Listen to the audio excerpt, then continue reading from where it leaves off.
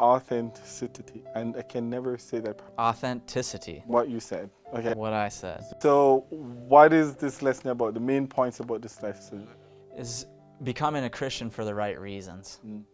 You know, God desires truth in the inward parts, as David, when he had a repentant prayer in Psalm 51, stated. And he knows the heart. He knows why you come to church. He knows why you're involved in it.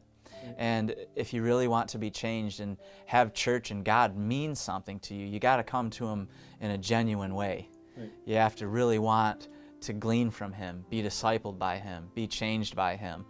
That's when you can really, truly call yourself a Christian, a Christian, as I say sometimes. Yeah. Right. So, how do you describe like the right way? Is it to say that I can't really help myself? I'm really bad. Is that the same thing you said for the first lesson, right? Basically, the second lesson kind of follows the first in a logical order, because I want to reemphasize the importance of authenticity. Unfortunately, several people can go to a church their whole lives and never be in covenant with God, because they never really came to the end of themselves and realized, I'm bad, and I can't be good. You know, it doesn't have to be crime. It doesn't have to be something outrageous. It can just be attitudes. It can be bitterness that dwells in us. It can be this propensity to always think negatively. All of that is opposite of what God made us to be. And so He wants to fix the problem. We can't fix it ourselves, and we have to recognize that and genuinely come to Him, authentically, so to speak, to be changed, to really get rid of that stuff, that junk that's in us. And not just join the church because of my family, or it seems like a cool place to have a structured life, but really to come to the end of yourself. Suppose there are people out there that actually did not start that way, right? They started for all the wrong reasons, like it's stable. I don't know if... Is there anything for them to do? Is there a way in for them still? Absolutely. Yeah. A lot of people, it's not bad to be raised in the church. You know, it's not bad per se to be coming to church and not really understand why you're there. Maybe you're there for the wrong reasons. Maybe you're there because it's your parents' church. Maybe you're there because it's your friends go there and you grew up in youth group. Maybe you've been part of a 4-generation family that continues to go to a church. You know, that's not bad. If you're there and the gospel is preached, you will start to understand your depravity. So good Bible teaching and preaching will get at the root problem. Okay, so I want to encourage people to continue to go, but there's going to come a point at which God will speak to them, whether it's through the Word Himself, whether it's through the minister, whether it's through the Sabbath school teacher, whoever it may be, that is going to cut their heart if it's from God. And so I believe just by being there will be an opportunity for them to be saved.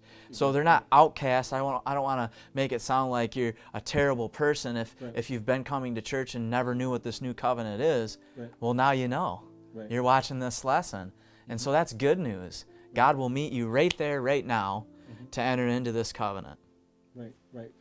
So as you mentioned at the start, that we can easily relate this to marriage. So how would you relate this being authentic to marriage? You don't get into a marriage without promising to be together and be one till death do us part. That's a pretty genuine, authentic statement.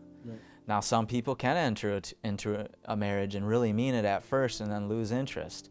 It requires authenticity all the time in a marriage. To be intimate, you have to be truthful. You have to be transparent. You have to connect on that level. And that's kind of what God wants to do. He wants you to always be genuine with Him. He knows the secrets of our hearts. Sometimes He just wants us to admit it for our own sake. Just to admit that, I know that you know, Lord, you're still there for me.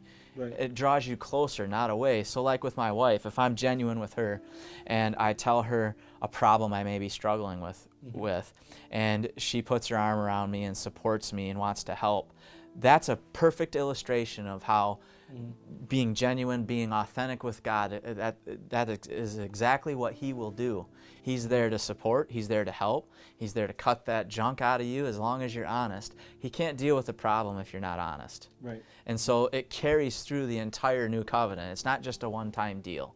It'll continue to flow every day. I mean, being transformed, being sanctified, made holy, that isn't an overnight process. Right. It starts when you enter into the covenant, but continues throughout.